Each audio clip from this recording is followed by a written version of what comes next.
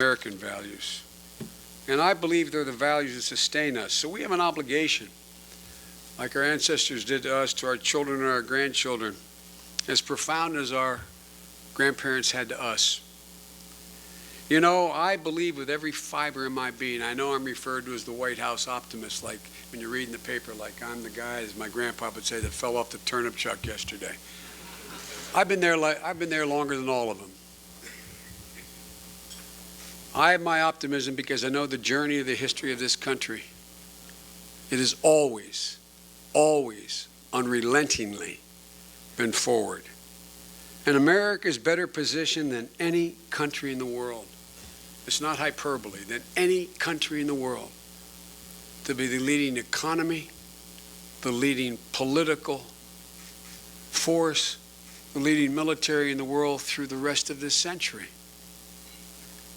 We're the epicenter of energy. Your children will not be hearing the word outsourcing. It's all about insourcing. People are coming home, not going away. North America is the epicenter of energy, not the Persian Gulf. There are more oil rigs and gas rigs running in the United States of America today than every other country in the world combined. We have the greatest research universities in the world. And stamped into the DNA is a specific Irish trait, whether or not you're Irish, whether you're an American who's naturalized or you're native born. And that is a healthy skepticism for orthodoxy. That's who we are. That's who we are. To me, that's the Irish of it. And so, ladies and gentlemen, in the paraphrase James Joyce, who said, "When I die, Dublin will be written on my heart. But when I die," and it's not hyperbole, "Scranton will be written on mine. Because the place from which all the values I hold the dearest sprung, right here in this Lackawanna Valley soil." And so,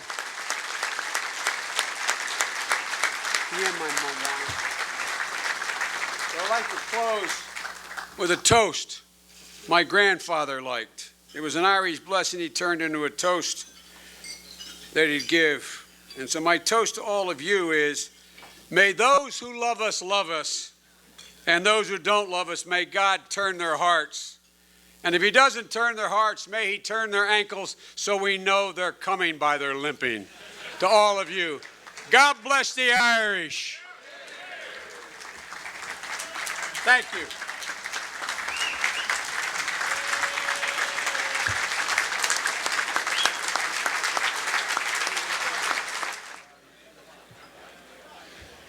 Thank you, Mr. Vice President, for those inspirational and touching words. And thank you for making this such a memorable night. Gentlemen, we have two final quick pieces of the program. If I could have your attention, if you could grab a seat quickly, please, as our honored guests leave the room. It is now time to present the 25-year award to our Friendly Sons past President Joe Corcoran. Is this appropriate?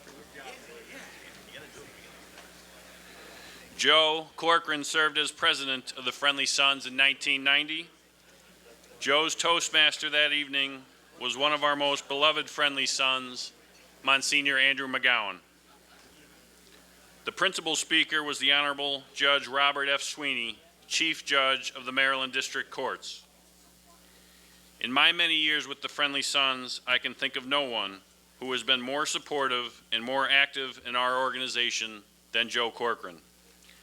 I'd ask you all to give a warm welcome back to accept the 25-year award, our friend and our Friendly Sons past president in 1990, Joe Corcoran.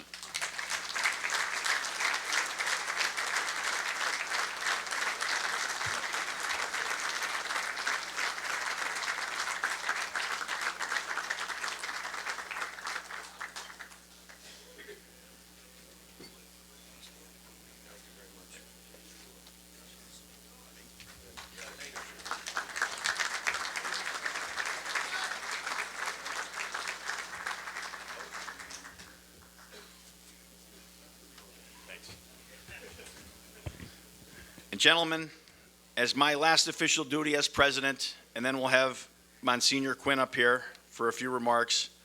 It is with great pride and some relief that I now call on our Vice President, Chris Kelly, to the podium for investiture as president.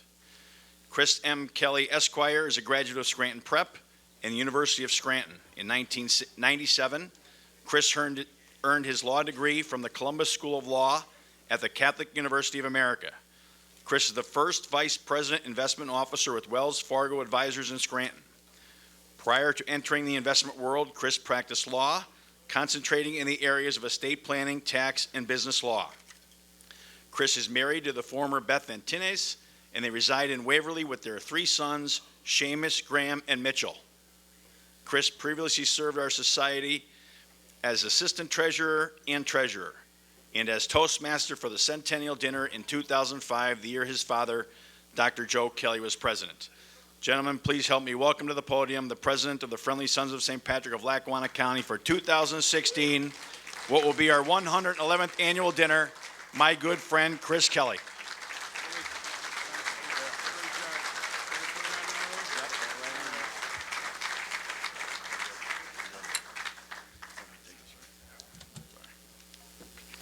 I bet that felt great, Jim. Daniel did indicate he wouldn't be speaking tonight when he introduced the dais. That may have been wishful thinking for all of you, but I do have a couple tasks I have to take care of tonight, and I assure you I will be brief. Distinguished members of the dais, very distinguished members of the dais that left, honored guests, and fellow Friendly Sons all. It is with a very deep sense of pride that I stand before you tonight as the 111th President of the Friendly Sons of St. Patrick of Lackawanna County. I'd like to thank the past presidents and the entire society for the honor of serving as your president for our dinner in 2016. I look forward to the year with great anticipation. I pledge in the next 366 days, yes, it is a leap year, to do my very best to attempt to match the efforts of our immediate past president and continue in the rich traditions of all 110 presidents that came before me. Jimmy, you will be a very hard act to follow. You truly have done a superb job as president, and I ask everyone to join me in offering a round of applause and our thanks to Jimmy for a job well done.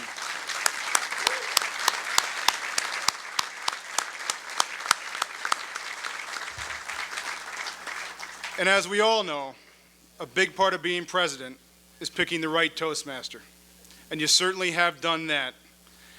Everyone, please help me thank the man that did most of the heavy lifting here tonight, our Toastmaster, Daniel Haggerty. Great job, Daniel. Congratulations.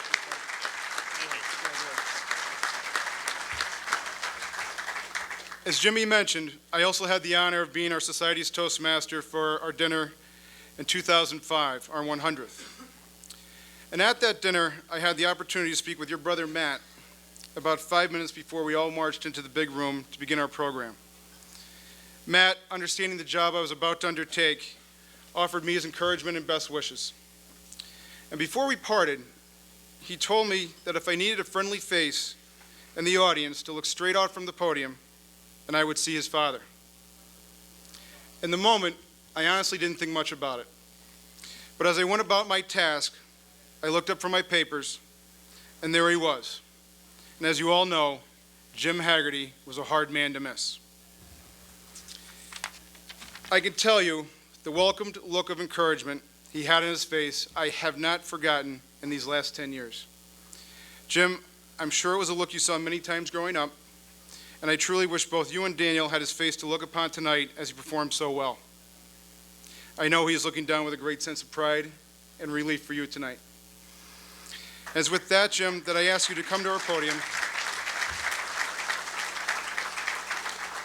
and receive 2 tokens of appreciation from our society in recognition of your hard work. Please accept this plaque, which reads 110th President 2015, presented to James J. Haggerty, Friendly Sons of St. Patrick of Lackawanna County, St. Patrick's Day 2015. We're pretty short.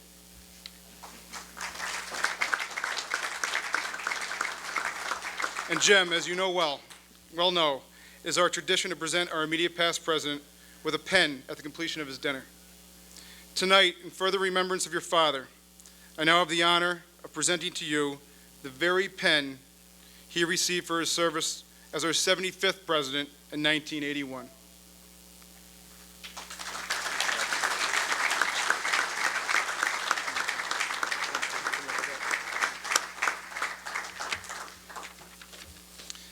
I am confident that pen meant a great deal to your father, and I'm certain it will mean even more to you. Well, gentlemen, our night certainly doesn't end here, and I will leave you all to it and turn the program back over to our Toastmaster. I will look forward with gathering in this room again next year to honor our patron Patrick, and with our wider Irish family around the world, reflect on our shared past and celebrate a unique culture and heritage which make us proud to be Irish. Thank you again and have a great night.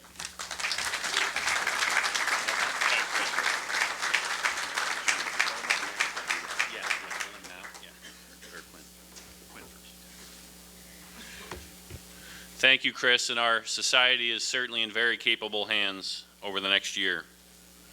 Gentlemen, Monsignor Joseph Quinn's title in the Friendly Sons is chaplain, but I don't know if there is a title which could properly recognize his unique role both in our organization and in our community. Monsignor Quinn has been invaluable to Jimmy and I in planning this year's dinner and has given me great advice and support over this past year, which is no surprise because Monsignor Quinn has given us great advice and guidance our entire lives. We welcome back tonight another individual who has briefly left home but has never left our hearts to offer tonight's benediction, Monsignor Joseph G. Quinn.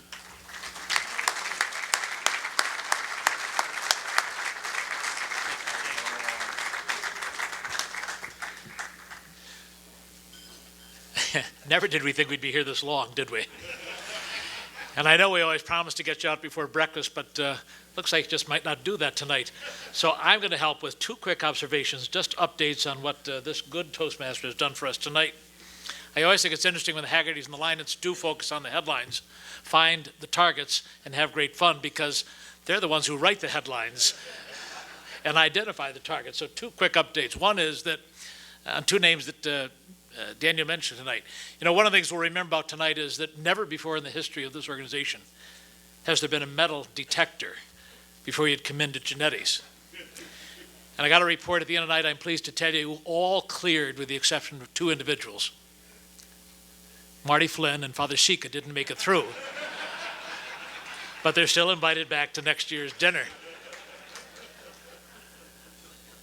It is a funny night, and this Vice President of ours has certainly made us remember this night, but it is pretty historic.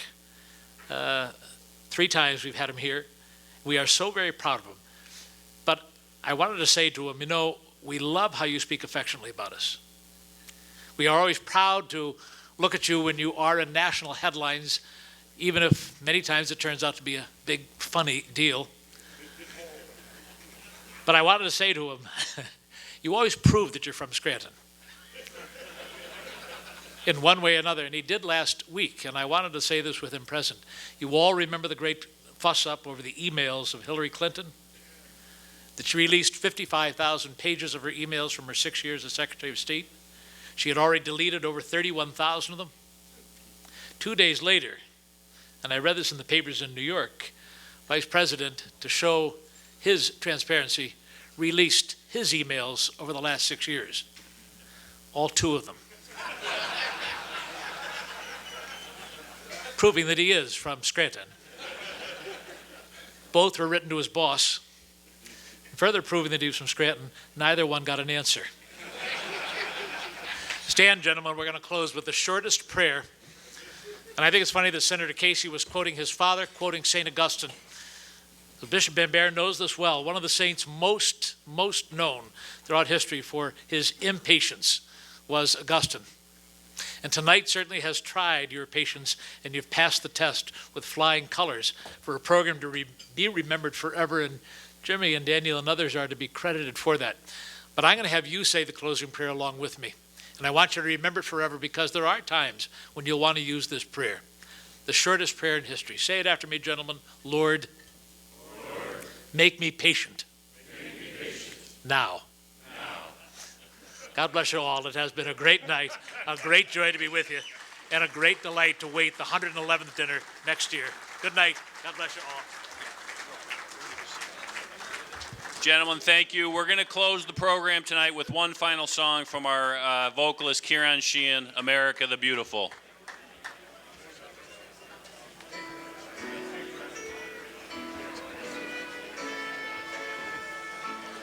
Oh, beautiful for spacious skies, for amber waves of grain, for purple mountain majesty above the fruited plain. America,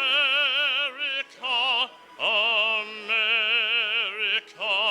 God shed his grace on thee, and crown thy good with brotherhood from sea to shining sea.